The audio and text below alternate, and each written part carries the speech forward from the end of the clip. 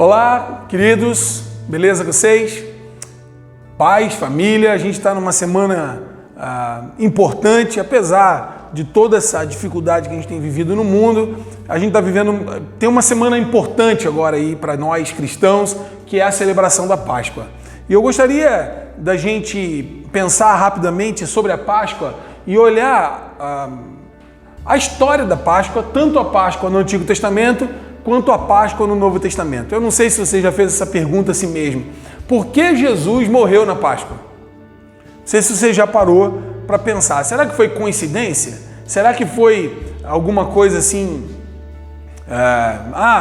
foi naquela celebração, na festa da Páscoa, que Jesus morreu? Qual o motivo? Será que teve um motivo claro e teológico e verdadeiro para Jesus ter morrido e se oferecido na Páscoa?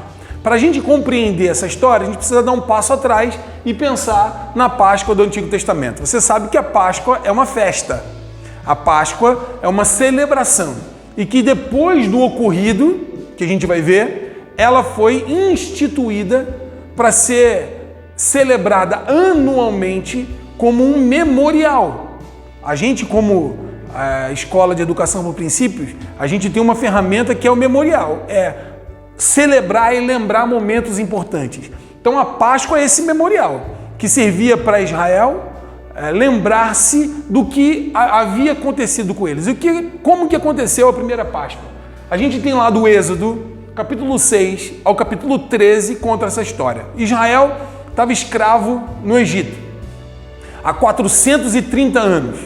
Eram escravos no Egito e clamavam a Deus por libertação. Deus levanta Moisés. Moisés é levantado por Deus para libertar o povo de Israel. Mas não era um negócio tão simples. Chegar e dizer, vamos embora, juntar tudo e vai embora.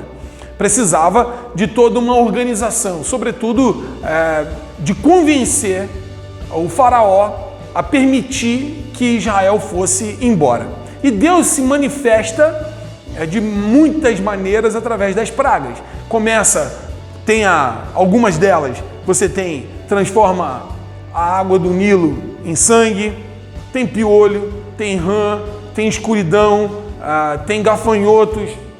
Essas pragas vêm com que objetivo? O objetivo principal de Deus mandando as pragas sobre o Egito era para que o nome dele fosse proclamado e o Egito reconhecesse que não existe outro Deus além do Senhor.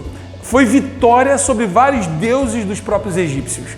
Então Deus tinha um objetivo, um propósito de proclamar o nome dele. Outra coisa que mostra no texto lá, muito claro, é a obstinação do coração de Faraó.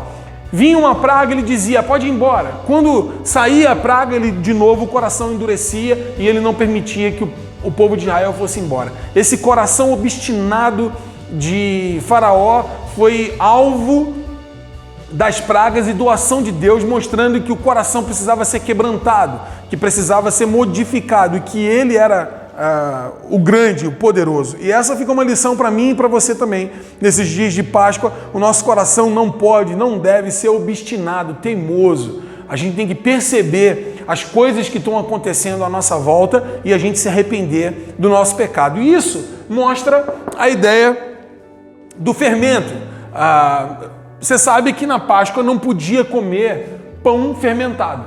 E depois, quando se institui a Páscoa e diz que teria que ser feito anualmente, não podia ter nem em casa o fermento. O fermento tem dois ensinos ali. Primeiro, que se você olhar lá o capítulo 9, você vai ver que tinha que comer a Páscoa apressadamente. Por isso não podia ter pão com fermento, que não poderia esperar a fermentação do pão. Eu tinha que estar pronto para a hora que o anjo passasse por cima da cidade, os israelitas tinham que estar prontos, preparados, malas nas costas, tudo pronto para sair de fora do Egito. Então por isso não podia ter pão com fermento. E depois, se você for olhar lá em Mateus capítulo 13, vai falar do fermento dos fariseus e mostrando o fermento como uma ideia de corrupção e pecado. E que não poderia ter na época da Páscoa nem corrupção nem pecado dentro de casa. Então são lições que a Páscoa vai deixando para nós. Primeiro, que sempre é um tempo de proclamação do nome de Deus. Então essa época de pandemia é uma época que a gente precisa proclamar o nome de Deus.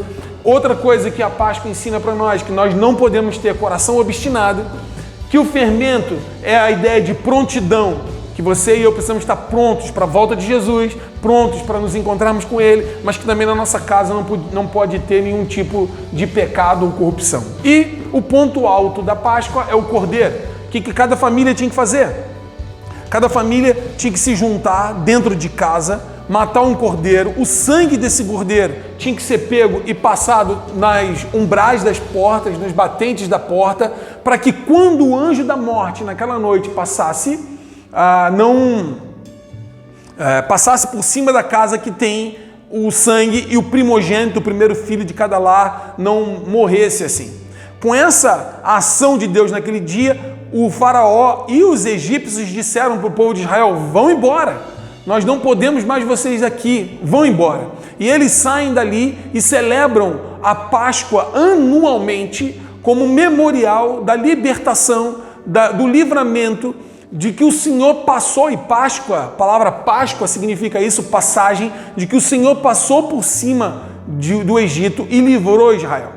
A comemoração da Páscoa é algo que era institucional e todo ano teria que acontecer. Por que Jesus, então, morre na Páscoa? Por que Jesus, na época da celebração da Páscoa, Jesus morre? O texto de João, capítulo 1, verso 29, vai falar que João Batista, quando ele vê Jesus, ele diz assim: eis o Cordeiro de Deus, que tira o pecado do mundo. Então, João Batista identifica Jesus como o Cordeiro. Jesus é apresentado, então, no Novo Testamento como um cordeiro sem ruga, sem mancha, sem mácula. Lá no Apocalipse também, quando fala de que pegou-se o livro e não tinha ninguém que pudesse abrir, o texto vai falar que o Cordeiro de Deus, que foi morto e comprou para gente de toda tribo, língua, nação, ele foi digno porque Jesus é o Cordeiro. E não é à toa, então, que Jesus morreu na Páscoa. Ele morreu na Páscoa como um símbolo daquilo que tinha acontecido no Antigo Testamento, e que da mesma forma que o Cordeiro no Antigo Testamento tinha sido morto e o sangue dele nos umbrais da porta livrava da morte, Jesus, que é o Cordeiro de Deus, que morreu na cruz por mim e por você, e que o sangue dele nos purifica de todo o pecado, nos livra da morte e traz para nós libertação, assim como lá no Antigo Testamento, traz para nós libertação do pecado, libertação dos maus comportamentos, libertação da morte, traz para nós vida, o sangue de Jesus, e traz para nós ressurreição. Esse é o grande ensino do Novo Testamento a respeito da Páscoa. É a ideia de que Ele é a ressurreição e a vida, que Ele traz para nós ressurreição. Do mesmo modo de que no Antigo Testamento os primogênitos foram guardados, é como se eles tivessem morrido e ressuscitado e entrou num novo tempo, numa nova terra, numa nova perspectiva de vida. Assim também no Novo Testamento, a Páscoa simboliza essa libertação do pecado, sair da escravidão do pecado, e traz para nós uma ressurreição, uma nova vida. Deus quer trazer para mim, para você, para a sua família, para a minha família, nova vida, salvação. Então, o sangue de Jesus derramado na cruz traz para nós vida e vida eterna. Como que acontece isso? A palavra de Deus diz que se a gente confessa Jesus como Senhor e em nosso coração a gente acredita e crê que Ele ressuscitou dentre os mortos, nós seremos salvos, nós seremos libertos. O que a Páscoa anuncia para cada um de nós? Que o Cristo, que é o Cordeiro de Deus, morreu em meu e teu lugar, nos guardando, nos livrando do pecado, para que eu e você, livres do pecado, possamos ter vida e vida em abundância. Se você ainda não entregou sua vida a Jesus, é um bom momento agora de você refletir de que você não pode ter um coração obstinado, que você não pode ter pecado nem corrupção dentro da sua casa, que o Cordeiro de Deus morto traz para você libertação e uma nova vida e ressurreição. Isso em Jesus. Então não foi à toa que Jesus morreu na Páscoa. Para nós, então, a Páscoa é muito importante, porque ela mostra e anuncia para nós a salvação que Deus ofereceu em Cristo Jesus. Deus abençoe você, que que você tenha uma Páscoa abençoada e a gente, como escola, está oferecendo para família. Então, esse kit de Páscoa, aqui dentro vem sucos de uva, que simbolizam o sangue de Jesus derramado na cruz, que nos purifica de todo pecado e que é o símbolo da nova aliança de Deus conosco. E tem um pão também, que simboliza o corpo de Cristo, que foi dado por nós.